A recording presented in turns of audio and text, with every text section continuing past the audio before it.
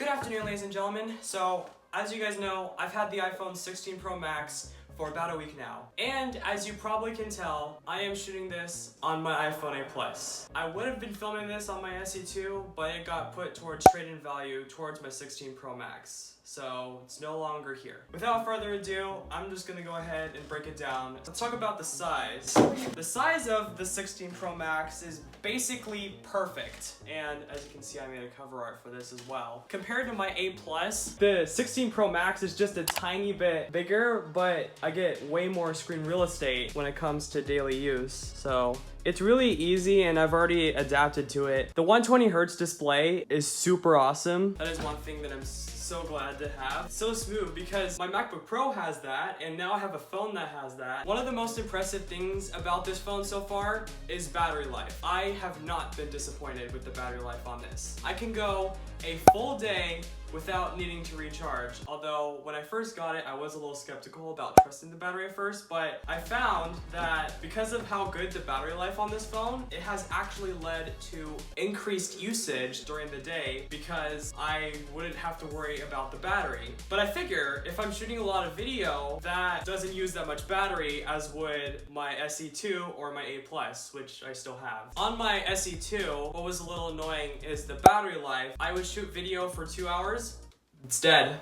But I can shoot video for like a couple hours. So my SE2 had 128 gigabytes of storage. I got 256 because that's the base for the Pro Max. I was contemplating about if I wanted to get the Pro or the Pro Max, but I eventually decided Pro Max for the win, and I'm glad I did so. The only thing about this larger display is sometimes it's a little bit hard for me to tap it one-handedly, so I have to like point it up this way so that way I can press it. The action button on this, I've just set it to the ringer because that's just what I'm used to, and I don't think there's anything else that I would set this to. The camera control is a pretty cool feature. I still haven't gotten used to it, but I've noticed that it's easy to accidentally press it. They put it in a particular spot that makes it interesting. If I'm shooting video with one hand, it's right there. You can see that it's right there. Also, now that I'm used to 3 cameras, it's a little different because I'm used to only 1 camera lens on the SE2, and now that this has an ultra wide lens, I've tried to not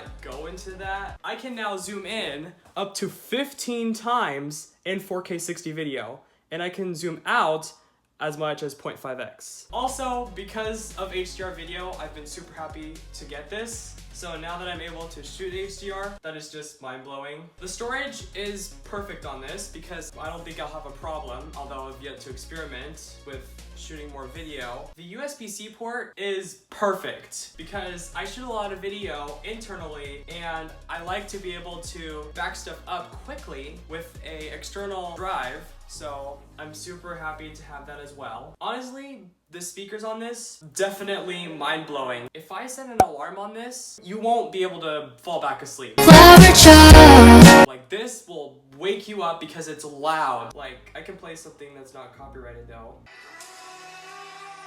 So this is max volume, by the way.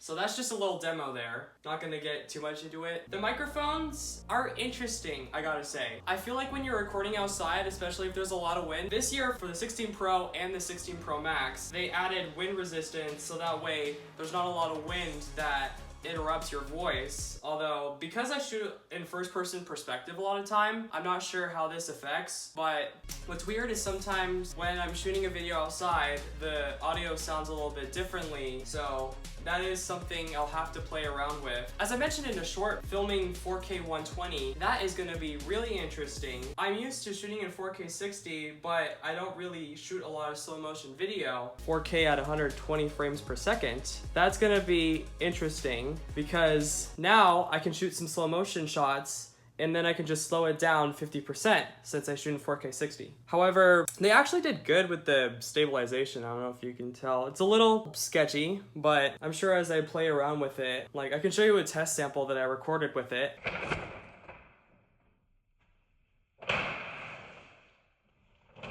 And so other than that, my overall experience, this is the best phone that I've upgraded to. So I'm super pleased about that. What's interesting is I don't understand why Apple was scheming so much about Apple Intelligence. And we would think that when we got the 16 series iPhones, is that we would have Apple Intelligence, but no! That's not coming out for like 2 more months. Apple, what were you thinking there?